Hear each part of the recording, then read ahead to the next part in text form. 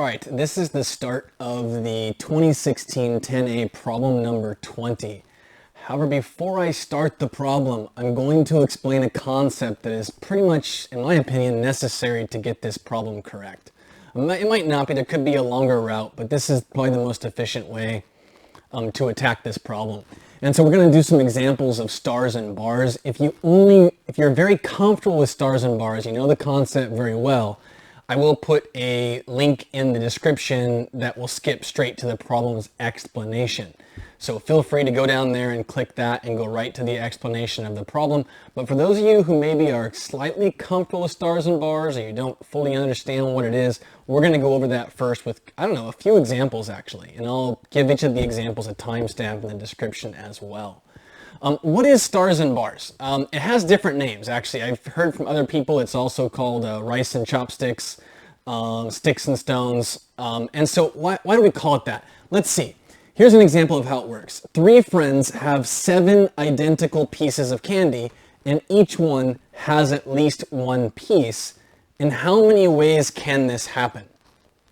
All you're going to do is picture the pieces of candy as dots. So we made 7 dots on the board. Now, alternatively, you could make 7 stars. But I've already made 3 stars in the time it took me to make 7 dots. You know what I mean? These are pretty hard to make. So that's where stars and bars gets its name, is star. The star is here. Now, what about the rice and chopsticks or sticks and stones? We need dividers. The bars are dividers. Sticks, chopsticks, dividers, bars, all the same thing. And what we're going to do is we're going to place them here on our own. We'll put 1 here and say 1 here. And this is going to represent the first person on the left, if you're grouping these 3 people, gets 1 piece of candy. 4 dots here means the next person gets 4, and the next person gets 2, for a total of 7 pieces of candy distributed. Okay. So let's see how that works then. We basically need to figure out, where do these dividers go? And the deal is that for 3 people, you're going to need 2 dividers, right? Because you create 3 groups when you do it. Now, where can the dividers go? Let's say I moved one to the outside over here. That's not really allowed because that gives 0, 5, and 2, and this friend doesn't get any candy. Maybe I don't know. I'll make a joke, but maybe I won't. Yeah, so basically, you can't have this situation where you place it outside of the dots. Furthermore, you cannot place 2 dividers within 1 gap, if you will, gap between the dots. Because that, again, would indicate 5, 0, 2, and somebody would still get 0. Now, you can for some problems, but we're going to approach those a little bit differently when we do a different example, probably example 2. So really, where can we put the dividers then? We can only put them in between the rice or the dots or the stars or the stones, whatever you want to call it. You can give it your own pet name if you want. You can only put them in the gaps that are available. The question is, how many gaps are there? Well, if there's 7 items, there's 1 less gap, right? There's 6 gaps, 1, 2, 3, 4, 5, 6. And if I had 8, there would be 7 gaps, and 9 would give 8 gaps, and so on. So we want to know each of these gaps can only get 1 bar, and we have 2 dividers or 2 bars to place. So the answer is going to be 6. Choose, we have 7 dots here, right? 1, 2, 3, 4, 5, 6. Yeah, 6, choose 2, right? This is the way I write it. You can also write combinations like this. You can also write it as the combination of 6 things taken 2 at a time, but I prefer this notation. If you want to use your own notation, that's fine as well. Or one of the other options. So combination then of 6 things taken 2 at a time. What are the 6 things? It's the 6 gaps, and you need to choose any 2 of them, right? So 6, choose 2. Which 2 do you choose determines how many pieces each person gets. Let's say the people are Aaron, Brad, and Charlie, right? Then the first one will be Aaron's candy, then Brad gets the middle, and Charlie gets the third, right? So that's how stars and bars works. Again, if you can't see, this is the bar, those are the stars, right? These are the stones and sticks, or rice and chopsticks and so on. Okay, so that's example 1. This comes out to 15. Really briefly, you should know this shortcut. N choose 2 is equal to n times n minus 1 over 2.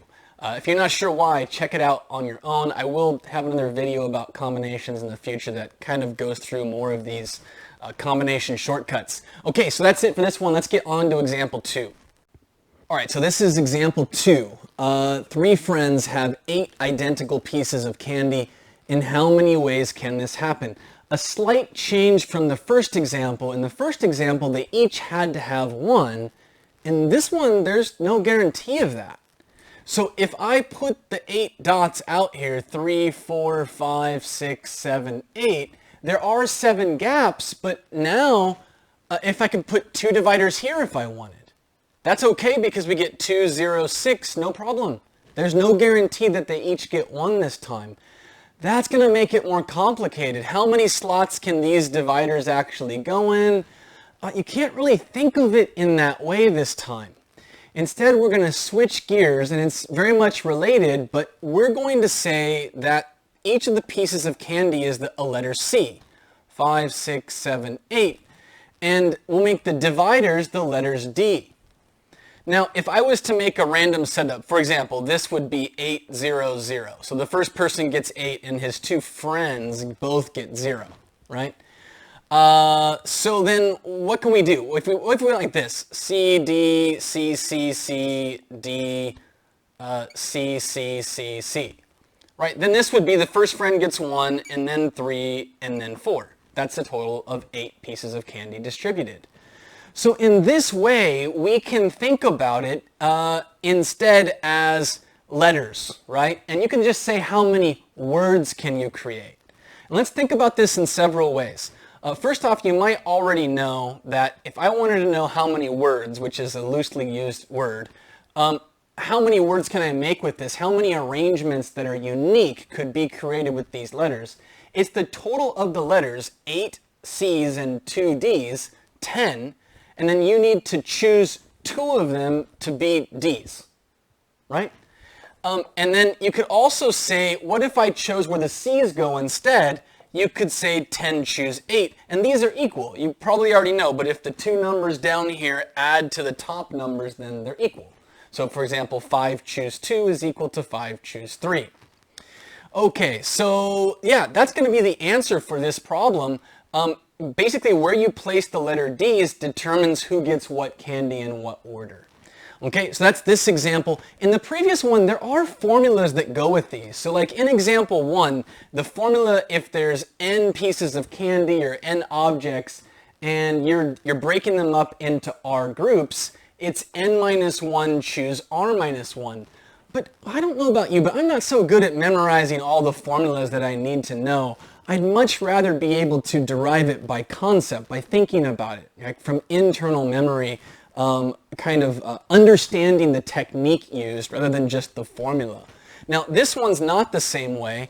If I needed to divide into 3 groups, it would be the n pieces of candy or n objects plus the R groups, which is actually 3, and then minus 1, and then it would be choose R minus 1. Right? 10 choose 2 is what this would come out to. 8 plus 3 minus 1 over 3 or choose 3 minus 1. And this one over here, we had 7 pieces of candy and 3 people. So if you put the 7 in here and the 3 in here, it comes out to 6 choose 2. Again, I don't recommend you try memorizing these, but if you have a photographic memory, disregard that advice. Maybe you're good at memorizing all these formulas and you know exactly when to apply them. Okay, on to the next example. All right, so this is the last of the easier type examples for stars and bars. The next ones will get a little bit more complicated. This one, you don't have to use stars and bars. That's the same with a lot of these problems. There's more than one way to solve them. And so it says, how many ways are there to put 5 indistinguishable balls, so you can't tell the balls apart, into 2 distinguishable, so you can tell the boxes apart? So you could do it with stars and bars if you wanted to. You could say that the balls are dots, 1, 2, 3, 4, 5 balls, and we need only 1 divider, and technically it could go anywhere. it could go here, here, here, here, here, or here. And wherever you put it, like this would be 1 and 4. 1 in the left box, 4 in the right box. They are distinguishable. So basically, how many places do I have to place it? I only need one divider because there's only 2 boxes. So 1, 2, 3, 4, 5. There's 6 places to choose one to be a divider. We could also have done it with letters if we wanted to. We could have said that the balls are all the letter B, 3, 4, 5, and the letter D is the divider. And again, you will see it's 6 choose 5 or 6 choose 1. Either of those things is identical. Okay, so stars and bars is possible, or you could do letters. I forgot to mention in the last example how letters work. The words thing actually. What you usually do, let's say there was 2 dividers instead, so 3 distinguishable boxes. Then how would this work with 5 and 2 dividers? You could say that there's 7 total letters and write 7 factorial. And then you could just divide by the number of the copied letters, like duplicates. There's 5 B's, so you'll divide by 5 factorial, and the 2 D's is 2 factorial. This problem doesn't have 2 dividers. I'm just saying so we can understand how many ordered words we can create. But the thing you have to understand is that this is the same thing as 7 choose 2. So I've got 7 total spaces to place letters, choose 2 to be D's. Or I could say, again, 7 choose 5, and that's also the same thing. On to the next example. Okay, this is example 4 of the stars and bars concept. How many quadruples, oh, by the way, this comes from intermediate, I don't have the other book in front of me, Intermediate Counting and Probability, this book from the Art of Problem Solving. It's problem 7.4, so it's from chapter 7, the section is 7.2, the problem is 7.4. That's where I pulled it from. I just want to give attribution.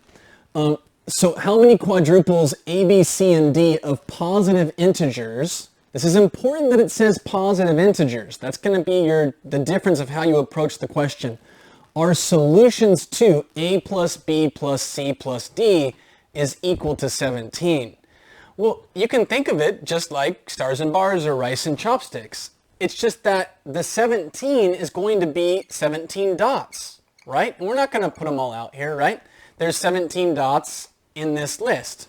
And we need to break those 17 dots into 4 groups, which means we need 3 dividers. Once you start to recognize rice and chopsticks or stars and bars in various problems, you can just apply it pretty easily. It's not that hard now. So I've got 17 dots. If they all have to be at least 1, that means no dividers can come out here. They can only go in between in the gaps, and only 1 divider per gap. Right? 2 dividers in the same gap would allow one of them to be 0, but this says positive integers. So it's actually a really quick application of the concept. There's 16 gaps and you need to choose 3 of them. Calculate that, and that's your answer. Next example. All right, this is the final example of the stars and bars concept before we jump into the 2016 10A problem 20. I chose this example because it contributes directly to our understanding of problem 20, like the kind of the thinking, the techniques that we're going to be applying. So how many solutions does the equation v plus w plus x plus y plus z equals 21 have where v, w, x, y, and z, and this is important, are all non-negative integers? I would imagine that many of you have seen the word non-negative and did not consider 0 and got one wrong, either in practice or on a real test. So I'm sure you're familiar with how careful we have to be with this non-negative integers. Okay, so it's a little bit like example 4, but in example 4, it was only positive integer solutions that counted. Now we're allowed to have 0. We could approach it like we talked about in example 2, and that would be, consider it as, we're going to use rice and chopsticks, and consider that there's 21 grains of rice, which we will consider as 21 R's, right? 21. So there's 21 R's here. And then we're going to need dividers, and to have 5 letters that take on, or variables that take on these values, we are going to need 4 dividers. So there's 4 letter D's. So what do we have then? We have 21 R's and 4 D's is 25, and we can either choose the R's or choose the D's. It doesn't matter. It still comes out the same. This will be the answer. If you calculate it, it comes out to 12,560. Now that's not the way they explained it in the book. In the book, it's AOPS, Intermediate Counting and Probability, problem 7.5. They give another explanation, and I want you to consider it as well. There's always, especially with counting and probability, it's better to be able to think about and attack a problem with multiple attack plans, right? Looking at it from different angles, and then on a test, when you're under time pressure, the chance that you think of one of those solution paths is greatly increased if you know more than one that you're capable of recognizing.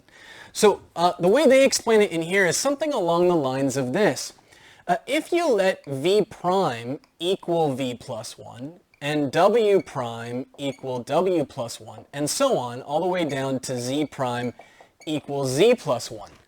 Now, because we know that v is non-negative, one of its possible values is 0. And if it takes on the value of 0, no matter what, v prime will be positive. Right? Because it'll be 0 plus 1, which is 1. So v prime, w prime, z prime, all of these have to be positive now. Okay, so then what if we added v prime plus w prime plus x prime plus y prime plus z prime? That would give us v plus 1 plus w plus 1 all the way down to z plus 1, which would be v plus w plus x plus y plus z plus 5. And since this is 21, this becomes 26. And now we have 5 new variables that we created based on the old ones, all the prime versions of them, but these are now all forced to be positive. And now we could think of it as the normal rice and chopsticks or stars and bars. You would have 26 dots, because that's what we have to equal now, and then you would need 4 dividers. But it's not the dots you should focus on, it's the gaps between the dots, right? So 1, 2, 3 gaps, right? Then that's because there's 4 dots. And for 26 dots, you would get 25 gaps, and you would choose 4 of them to be holding of dividers, right? So this is the same answer that we got in the other version that we did earlier. So now we're going to move on to the actual question, problem number 20. Here we go. Okay, so here we are at the coup de grace of this video, which is the actual 2016 10A problem number 20. Before this point in the video, I gave examples of stars and bars. I thought we were going to use the 5th one on this problem, but actually we don't really use it. We can kind of talk about how it looks like it could be applied, but it actually can't. So here's what's going on.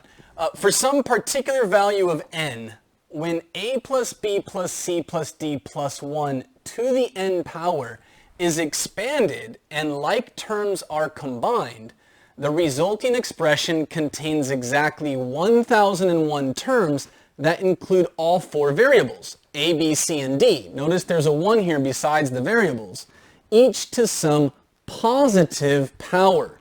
What is n? So when it tells us they have to be positive, before we address that, actually, I want to get to one more kind of bonus example. We're not going to go through the whole thing.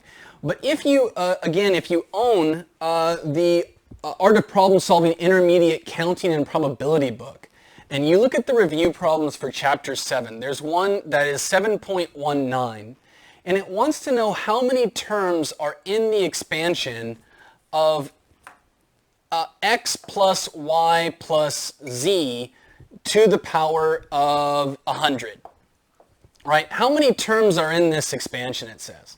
And they tell you in the solution that every single term in the expansion has to be of this form, where a plus b plus c is equal to 100.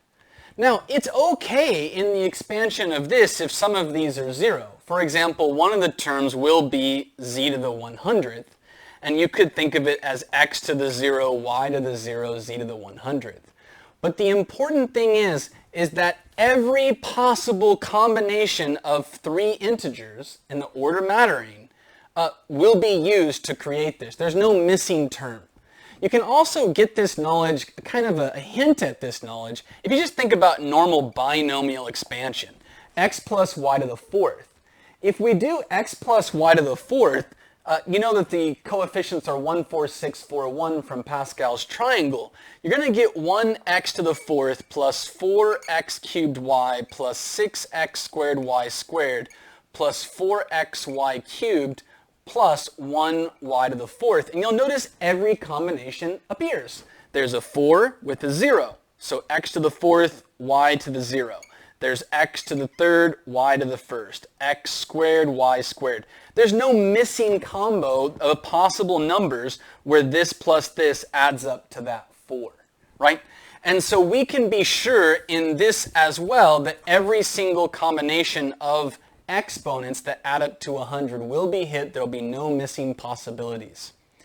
Okay, so how did they handle this in the book? They went ahead and said a prime equals a plus 1, b prime b plus 1, and so on, because they wanted to make it positive integers, right?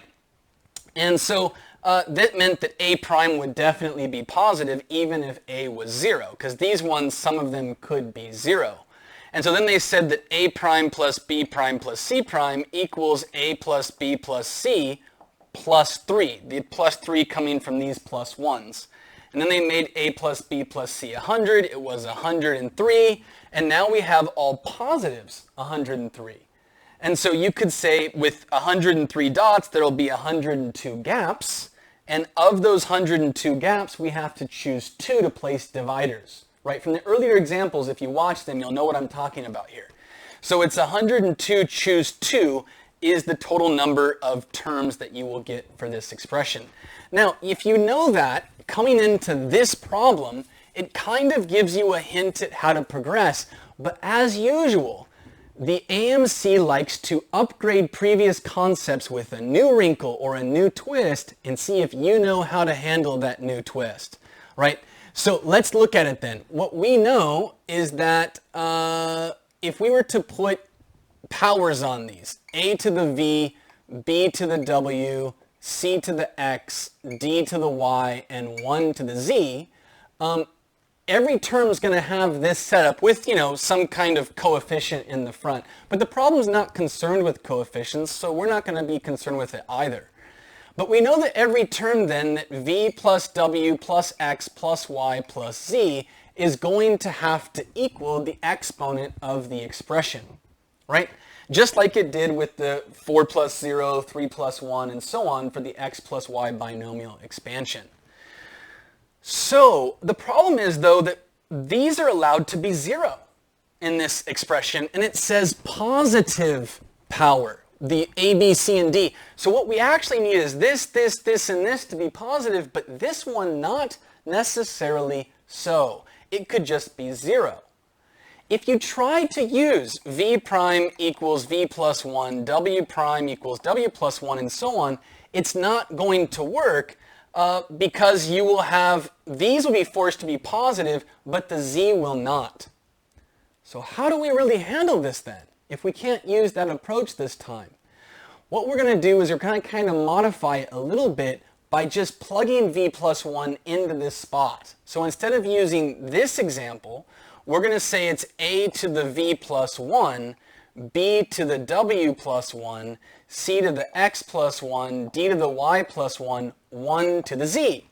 So disregard this one now and think of it this way. Now, this can be 0, right?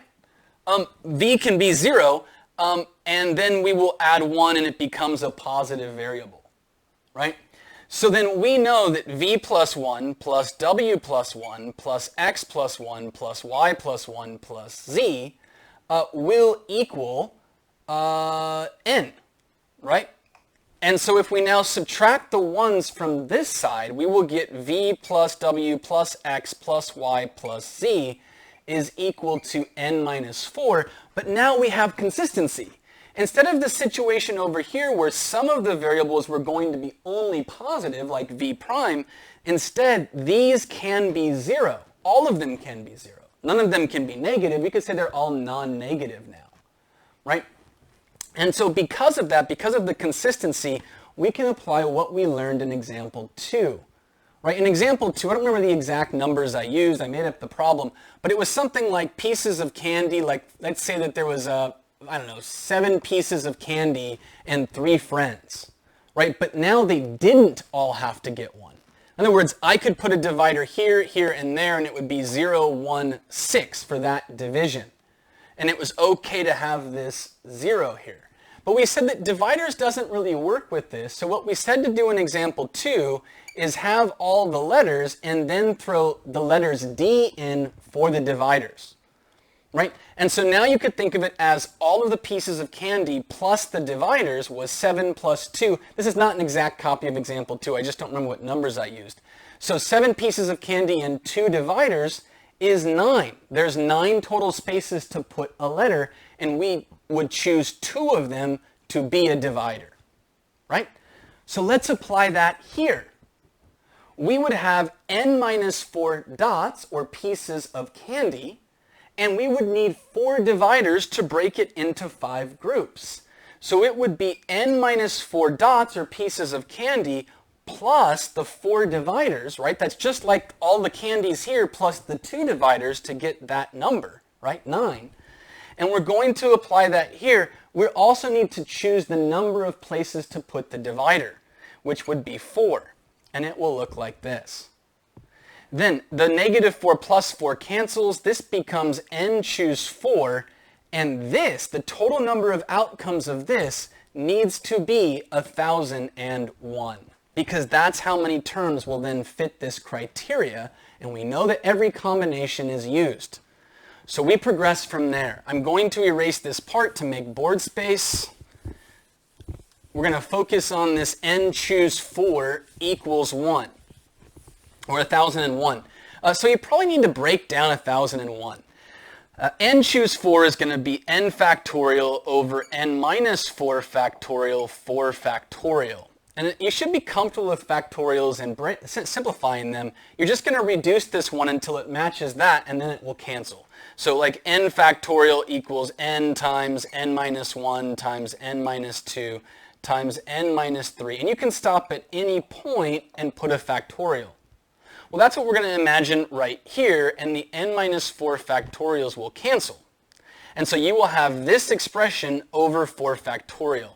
So it's n times n minus 1 times n minus 2 times n minus 3 over 4 times 3 times 2. You can put times 1, but you don't have to if you're solving quickly. This needs to equal 1001. Well, how do we progress? You might recognize that these are 4 consecutive integers. Okay, well, how can that help us?